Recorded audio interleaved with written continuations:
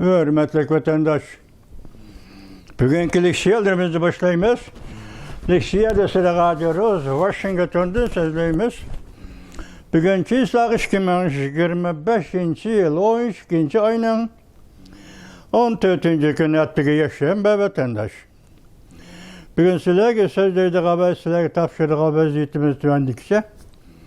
Amerika Koşmuş Ştatlarının Prezidenti Donald Trump 12. ayının 2. günü Amerika Devlet Meclisi Avam Palatası ve Kengeş Palatası en ahırda makullagan Tayvan'a verilgen kapalatnamını icra kılış kanun layihesiga imza koydu vatandaş.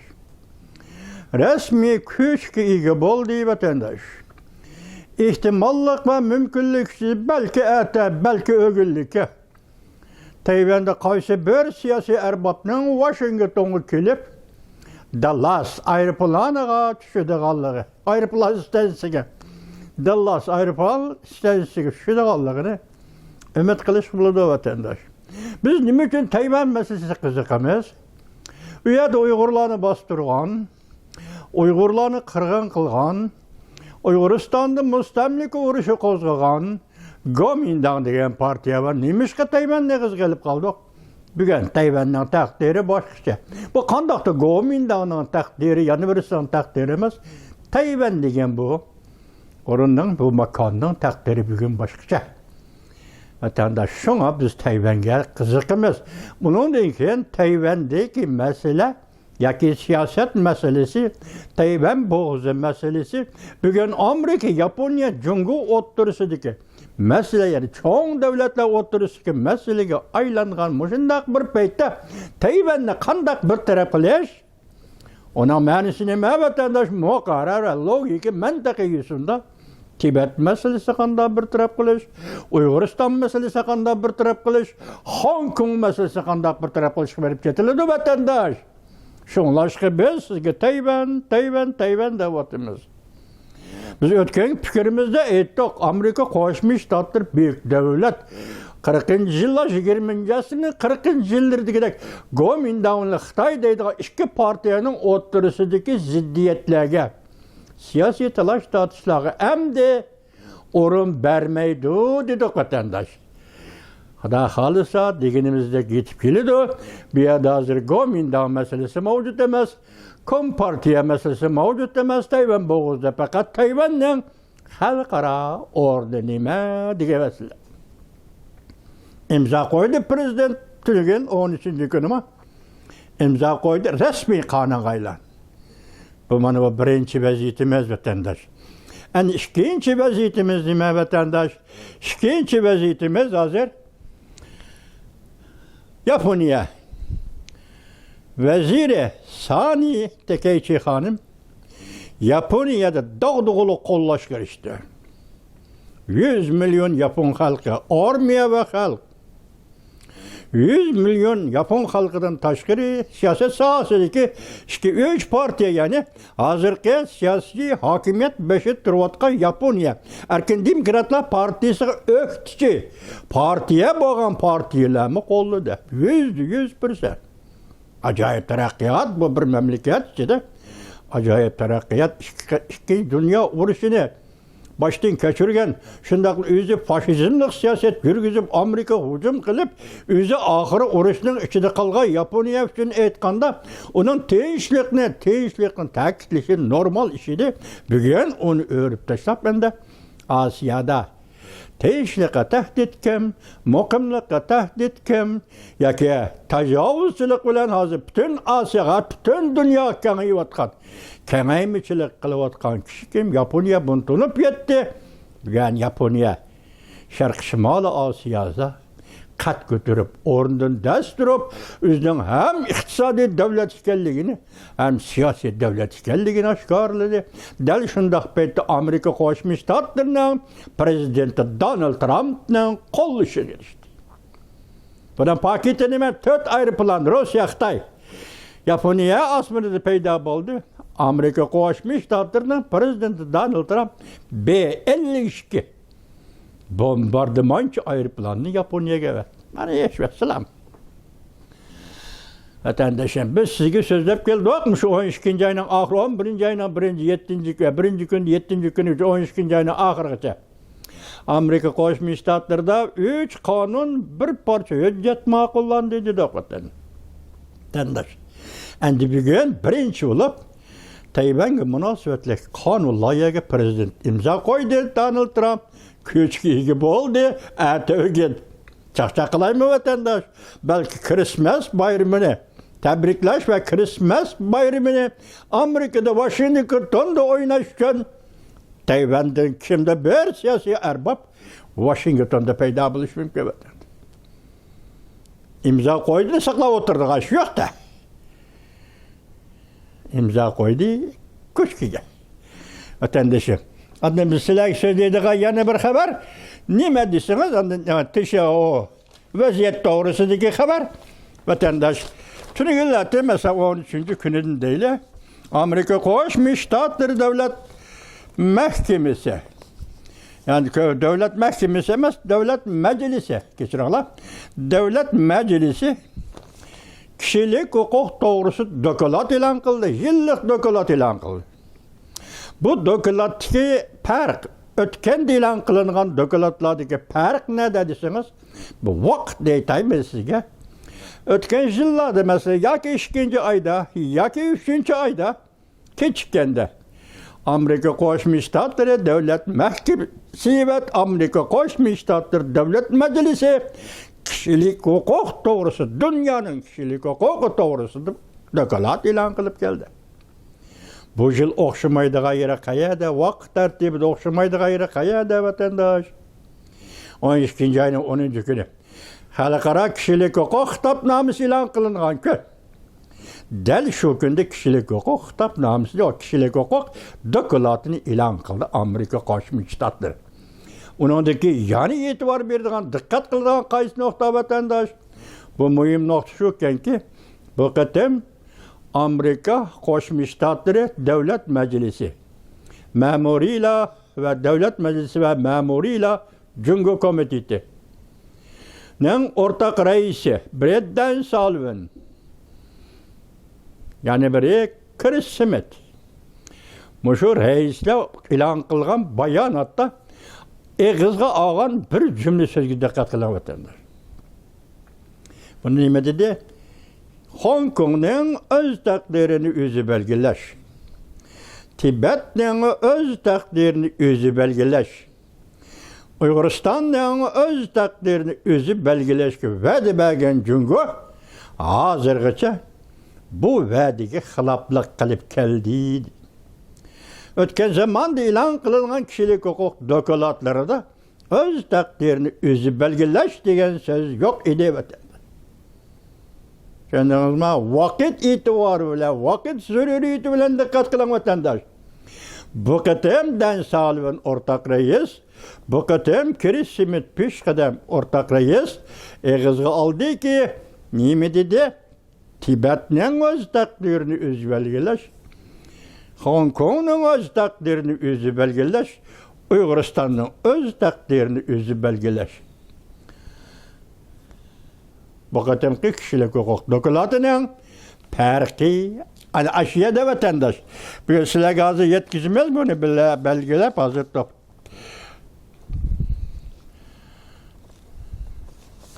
Düz tutup almıştır öttüm yani yaka almıştım. Ende yani bir vaziyetten üçüncüsü o nime deseniz tuyuksuz şundak iş yüz bede hazır. Amerika Koşmuş Ştatlarının Suriye'de turistliği karbi kısım askeri kısımlarına yoşurnup ok çıkarıp ISIS yani İslam devleti teröristleri 3 nefer kişi bunun içinde bireylen 2 neferimiz Amerika armiyası askeri kısımları 1 nefer tercümanlık kılıvatkan kişi 3 nefer kişi hayatından ayrıldı. Andı yani 3 nefer kişi yardar dedi. Yardar dedi. Bu doğruda Amerika Koşmuş Ştatlarının prezidenti Donald Trump kattık ifade bildirdi vatandaş. Bu vaziyetten naik tuyuksuz otturduğun çıkışı olup hesaplanırdı bu iş. Yani yakından beri Suriye'nin teşliği, Suriye'nin mukimliği, Suriye üstündeki imborgunu bekar kılış doğrusu Prezident Donald Trump zor tirişçilik gösterdi vatandaş. Endi bunun da hazır Ahmet Sara özü ifade bildirdi hem şunu da qaraganda bu İslam devleti bu teröristler başka gap. Yani Suriye'deki tashqi siyosati yoki Suriyaga qaratgan Amerika Qo'shma Shtatlarining tashqi siyosati yana boshqa bir gap bo'lib, o'z muqimligini saqlab qolgandek qiladi vatandosh. Lekin bu bir tuyuqsiz yuz bergan voqea deb aytamiz. Endi sizlarga so'zlaydiganimiz mana shunday. Mavzumunda vatandosh Prezident Donald Trump qattiq o'ch olamiz deb qasam qildi. Mavzuli xabar 12 ayning 14-kuni Amerika ovozining Xitoy til programmasi e'lon qilindi. Xabar bundoq boshlandi. 2 nafar Amerika askari va 1 nafar tarjimon Suriyada yoshirin zarbaga uchrab qazo qildi. Amerika Qo'shma Shtatlari prezidenti Donald Trump bundoq ko'rsatdi. Amerika 12 ayning 13-kuni shanba Suriyaning o'tir qismida yuz bergan hujum qilish voqeasidan o'ch oldi. Bu qatimki hujumni Islom davlati terroristlari qo'zg'adi. 2 nafar Amerika askari va 1 nafar tarjimonning qazo qilishini keltirib chiqadi. Prezident Donald Trump sotsial mediasida bunday ko'rsatdi. Biz 2 nafar Amerika askarining 1 nafar tarjimonning vafotiga ichinimiz. O'xshash yana yaralangan 3 nafar askar kishilarga duo qilamiz. Hozir erishgan xabarimizda ularning ahvoli yaxshi, yardar bo'lganlarning ahvoli yaxshi edi. Prezident Donald Trump bunday ko'rsatdi. Islom davlati terrorist tashkilot ijro qilgan Suriyaning intayin xatarli rayonida yuz bergan bu voqeaga Prezident Donald Trump dediki, biz, yani Amerika harakat qildik. Suriyaning prezidenti Ahmed Sara bu qatimki hujum to'g'risida so'zlab bu voqeadan cheksiz g'azablanganligini va xotirjam bo'lolmaganligini bildirdi. Prezident Trump yana bunday ko'rsatdi. Bu qatam qattiq o'ch olamiz. Yana bir xabar Amerika urush qilish ministrligining ministri Pat Hagis bunday ko'rsatdi. Bu vahshiyona hujum qiluvchi do'st armiya tarafidan etib o'ldirildi. Bu vahshiyona Amerika askarlariga hujum qiluvchi, Amerika askarlariga vahshiyona hujum qiluvchi vatandosh. Hujum qiluvchi do'st armiya tarafidan etib o'ldirildi. Amerika Qo'shma Shtatlari urush qilish ministrligining ministri Yaponiya qo'g'dinosh nazoratining naziri bilan telefonda so'zlashdi. Bu yana bir xabar. Jungoning harbiy harakatlarini muhokama qilishdi. Hamda Amerika Yaponiya ittifoqining muhimligini qayta ishorildi. Mavzuli xabar 12 ayning 14-kuni Amerika ovozining Xitoy til programmasi e'lon qilindi. Xabar bundoq boshlandi. Washington Amerika urush qilish ministrligining ministri Pat Hagis Amerika Sharq vaqti 12 ayning 11-kuni haftaning 4-kuni kechda Yaponiya qo'g'dinosh nazoratining boshlig'i Shao Chuan Jinselang bilan telefonda so'zlashdi. İki taraf Jungoning yaqindan beriki harbiy harakatlari hamda Yaponiya davlat mudofaa hamkorligini oshirib, o'zining iqtidorini kuchaytirib, tirishchanlik ko'rsatish qatorliq masalalar bo'yicha muhokama olib bordi. İki taraf harbiy chiniqishning muhimligini takrorladi hamda shundaqla Amerika Yaponiya ittifoqining muhimligini yana ta'kidladi. Hamda ikki tarafning Osiyo Tinch okeani rayonida tajovuzchilikni cheklashga ko'rsatadigan irodasini ta'kidladi. Ikki davlat Yaponiya, Amerika Osiyo Tinch okeani rayonida tajovuzchilikni cheklaymiz. Ikki davlatning davlat mudofaa ministrlari vatandosh. Endikli yana bir xabar. Prezident Donald Trump Ukraina-Rossiya urushi balki 3-Dünya urushiga o'rlab ketishi mumkin deb ko'rsatdi. Mavzuli xabar 12 ayning 14-kuni Amerika ovozining Xitoy til programmasi e'lon qilindi vatandosh. Xabar mundaq boshlandi. Amerika Qo'shma Shtatlarining prezidenti Donald Trump ogohlantirib mundaq bildirdi. Rossiya Ukrainaga tajovuz qilish urushining davomlashishiga agishib, har hafta necha ming askariy qism va fuqarolar qazo qilyotdi. 3-Dünya urushining xatiri o'rlamoqda. Haftaning 4-kuni prezident Donald Trump Oqsaroyda aqliy iqtidorni nazorat qilishga munosabatlik ma'muriy buyruqqa imzo qo'yish marosimida mundaq ko'rsatdi.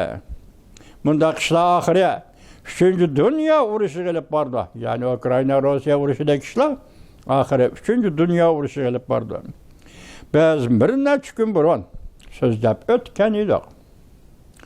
Meni demoqchi bo'lganim, agar har qanday odam bunday o'yinni o'ynaveradigan bo'lsa, davlat rahbarlariga, masalan, Ukraina yoki Moskvalik davlat rahbarlari qartilgan bu o'yinni o'ynaveradigan bo'lsa, eng oxiri 3-Dünya urushi qilib bordi. Biz bunday ishning yuz berishini ko'rishni xohlamaymiz. Yana bir xabar, Rossiya armiyasi umumiyatda qurshovda qoldi. Mavzuli xabar 12 ayning 13-kuni Vanvit orbitida e'lon qilindi. Xabar bundaq boshlandi. Ukraina harbiy taraf bundaq ko'rsatdi. Ukraina armiyasi muhim temir yo'l qatnash tugunini egalladi.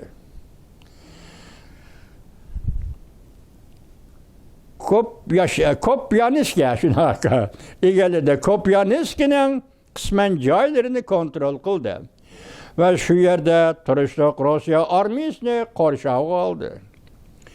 Ukraina prezidenti Zelenskiy oldingi hisobga bu yerga yetib kelib, bu harakatni madihladi va oldingi hisobdagi bu g'alaba Ukrainaning diplomatik suhbatiga yordam bo'ladi.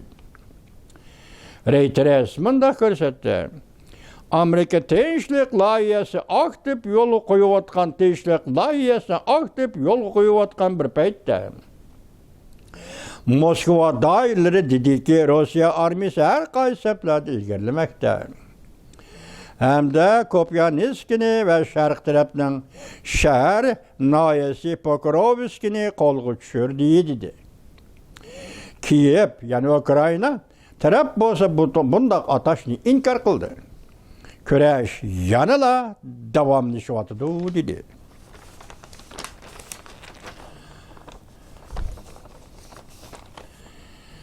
Endilikda vatandoshlar sizlarga qisqa xabar deyli. Tayvan bo'g'zida olamcha o'zgarish. Prezident Donald Trump Tayvanni qo'llaydigan qonun loyihaga imzo qo'ydi. Tayvanning prezidenti Lai Ching-de Amerikada bemalol chegaradan o'talaydi. Beijing g'azabdan kontrolligini yo'qotib qo'ydi. Shimoliy Amerika Wangli 12 ayning 14-kuni yutib o'tdi. Yana bir xabar 12 ayning 14-kuni Jungoda nurg'un organlar uqtirish topshirib oldi. Bütün memleket bo'yicha Xi Jinpingga munosabatlik ikki xil shon elib tashlash va butun jarayonni video filmga ilish talab qilindi. Xi Jinpingdan chataq chiqdi. Sushoha 12 ayning 14-kuni YouTube ashdan to'liq bir aytib keyinda kelyapti deb xabar. Xi Jinpingdan chataq chiqdi. Sushoha 12 ayning 14-kuni YouTube bir jumla xabar. Yani bir xabar, Yaponiya Tayvan bilan diplomatik munosabat o'rnatamdi. Butkul Beijing saranqatish bo'lib qoldi. Yaponiya Erkin Demokratlar partiyasining yuqori qatlami Jungodan ayrilib ketishni o'ttirg'a qo'ydi. Buni bir qatim aytgandik, bugun yana keldi, yana anglamoqdan shuni. Shimoliy Amerika Wangli orbiti 12 ayning 14-kuni yutib. Alamanning tabiiti. Jungo Birlashgan Davlatlar Tashkiloti yer sharini boshqarish guruhi qurdi. Demek çaşkanның ölgüsü kelse müşkning quyruğuna esilipdi degan gap mana shunday. Hazır beşiğinde nima ot kuyup desa, yani dunyoga hukmronlik qilaman, dunyoni boshqaraman. Man mo'shaning g'ariz yuribotsa ne Jungo Kompartiyasi. Hey Jungo Kompartiyasi. Almanning tabiati Jungo Birlashgan Davlatlar Tashkiloti yer sharini boshqarish gruppasi qurdi. O gün say torbiti 12 ayning 14-kuni yutdi. Her günü Tayvanga urush deydi. Jungo amdi ulgurolmaydi. Tayvan bargan sari muqimlashyapti. Jungo Kompartiyasi bargan sari patparaq bo'lyapti. Xo'shayin 11 ayning 14-kuni yutib ko'ring. Shu bir yil ichida Tayvan to'g'risidagi qonun loyihalar, Tayvan to'g'risidagi fikrlar, so'zlar, Tayvan to'g'risidagi xalqaro faoliyatlar. Eng oxiri 12-ga yetib kelganda Amerika Qo'shma Shtatlarining prezidenti Donald Trump davlat majlisining Tayvan to'g'risida qonun ma'qullashi, Avam palata va Kengash palataning tasdiqlashi, tunigan bu qonun loyihaga prezident Donald Trumpning imzo qo'yishi Tayvan masalasi bargan sari muqimlashyapti. Jungo Kompartiyasi bargan sari alahzada bo'lyapti. Tugidi. Men aytay bu tugidini. Chunki bu ishlar mushundaq yurishyapti. 1 yil burun, 2 yil burun yoki 1 kun burun, 1 kun keyin mushga keldi. Jungo Kompartiyasi savol qo'yayki, sening holing nima? Tayvan masalasi bo'yicha sening holing nima? Demak, bu yerda yetakchidan aytganda, Tayvan sening og'zingda faqat bir rasmiyat, yuzaki bir tilga elish. Ya'ni maqsad Tayvan degan ism bilan Jungo Kompartiyasining Jungo quruqlik hukmronlik qilishini saqlab qolish va mustahkamlash boshqa g'araz yo'q. Hujum qilaman bu mumkin emas. Endi hozir texmi konkret holda muqim bo'ldiki, hujum qilinmas. Bugun imzo chekildi Tayvan to'g'risida qonunga. Hozir Amerika Jungo va Amerika Tayvan o'tirishga munosabatlar bordi keldi, munosabatlar normallashdi. Tayvanning siyosiy arboblariga Amerika Qo'shma Shtatlarining darvozasi yo'q.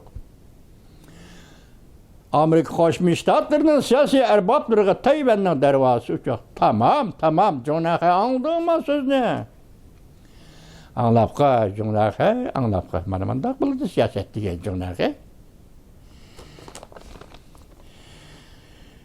Her gün Tayvanga urush deydi. Jungo amdi ulgurolmaydi. Tayvan bargan sari muqimlashyapti. Jungo Kompartiyasi bargan sari patparaq bo'lyapti. Xo'shayin 12 ayning 14-kuni yutib Yaponiya ittifoqlashdi. Hatto o'ktish partiyalar ham vazir sanitikayichini qo'lladi. Tayvanga tajovuz qilishga patinadigan bak, tajovuzchilikning ta'mini dedi Yaponiya. Yaponiyada 100 milyon xalq, pufro va armiya. Yaponiya pufro va armiya. Shundaqla hatto o'ktichi partiyalar ittifoqlashib vazir sanitikayichini qo'lladi. Alqiliq paytlar. 12 ayning 14-kuni yutib vatandosh. Amerika Qo'shma Shtatlari Jungoda 2025-yillik kishilik huquq to'g'risida doklad e'lon qilib, davlat olqib bostirish to'g'risida tafsiliy to'xtaldi. Mavzuli xabar 12 ayning 13-kuni Jungo nazorat torbetida e'lon qilindi. Xabar bunday boshlandi. 12 ayning 10-kuni 77-navbatlik Dunyo kishilik huquq xotir kuni. Amerika Qo'shma Shtatlari Davlat Majlisi Ma'muriy doiralar Jungo komiteti 2025-yillik kishilik huquq doklad e'lon qilib, bu necha yuz betlik hujjatda nihoyatda ko'p faktlarga asoslanib, Jungo hukumatining kishilik huquq to'g'riligini sistemli tahlil qildi. Doklatda mındaq görüsüldü. Çünkü Kompartiyası xalqaro bergen vədileriga davamlı xilaflıq qılıb. Palın Gongçılığı davamlıq 27 yıl ziyankeşlik qıldı. Texamo kişini çürütüdüğün bir taraf şu ki çünkü Kompartiyası devlet alqıp ziyankeşlik qılıb. Bu devlet Amerikaga sınıp giriş cəhətdə məxsus saqçılar bilen Amerikada yaşayotgan gayri fikirdikilerini nazaret kıldı. Devlet Meclisi çünkü komiteti Palingonu qoğdaş kanun layihesi ve işki organizmini kesbelişini çekleş kanun layihesi tüzüp ilan kılış arkalık işki azalarını kesbeliş karango bazar sistemi sığı münasibetlik kişilerge zerbi verişini müracaat kıldı. Arlıqçılar yetkizip olduk bulan. Cumhuriyetçiler Partisi mensubu. Çünkü komitetinin reisi Dan Salivin ilan kılış yığınıda çünkü Kompartiyasını qattiq tanqid qilib, bu devlet çünkü Kompartiyasının dünya halkıga bergen vədisiga davamlıq qandaq xilaflıq qılıbatqanlığını etmedi. Beycan kişilik hukuk ahdinaməsi imza koygan devlet. Başta sözlep geldik o, Birleşken Devletler Teşkilatı'nın 2 parça kanunu imza koygan devlet. Hong Kong ve Tibet'nin öz takdirini özü belgileşki vədi bergen devlet. Bugün bunun aksine bir aynılıpla gayri fikirdekilerine nazaret kılıdığın, mecburi emgek zavutlarını başkurduğun, casuslarını evetip Amerika bu devleti başkalarına tehdit salıdığın devlet kaylandı. Çünkü komitetinin ortak reisi Chris Smith, çünkü Kompartiyasının kılmış hareketlerini halkara tertip sistemlik buzgunçuluk kılış dep görsetti. Çünkü Kompartiyası hükümranlığıdaki çünkü halkara cemiyetten mesuliyetçen azazı bulalmaydı. Ve Kompartiyanın menfaati için hizmet kıldığın devletler. Devlet işini zorvallık kılıp kalmasın, devlet işini zorvallık kılganlığı, eksport kılıp zorvallık kılışını, eksport kılıvatkan devletler. Ve akli mülk hukukunu oğurlu de. Yani çünkü mecburi emgekten paydalandı. Yani çünkü şirketlerge koşumçu hak koş berdi. Yani çünkü Dünya Sağlık Teşkilatı'da bir orun girişte. Yani çünkü fakat çünkü Kompartiyası hukuklu monopol kılıdığalı bolsa prensipne asas kılgan halkara cemiyetten koynağa kirelmeydi. Dokulatta mundaq ta'kidlendi. Çünkü Kompartiyası birge vədi bilen əməliyyat arasıga dini itiqad erkinligi, emgek hukuki, Hong Kong'un öz takdirini özü belgilişi qatarlıq sahala koyulgan. Dokulatta mundaq görsetdi. Hong Kong'da 10 yılgıça, 50 yılgıça özgermeyi dep birge vədi. Den Uygurlarning, Tibetlerning öz takdirini özü belgelişi geçe. Netice şu oldu ki zor kölemde nazarband kılış ve nazaret kılış bilen ayaklaştı. Çünkü Kompartiyası bergen vədisiga emel kılmadı. Baş nimidi de vatandaş ötkenki dokalar okşamaydıgan bir taraf hazır Hong Kong öz takdirini özü belgeleş. Uyguristan öz takdirini özü belgeleş. Tibet öz takdirini özü belgeleş. Yakında köymediğini ya ki bezmişi öz takdirini özü belgeleş doğrusu da. İki nefer kişinin hain, bundak diğerlerinin hemisi hain. Diğerliği doğrusu münazir kıldık torbette. Münazir ceryanında biz paketli asaslı öz takdirini özü belgeleş kişilik hukukunun bu prensipinin nimikelliği doğrusu.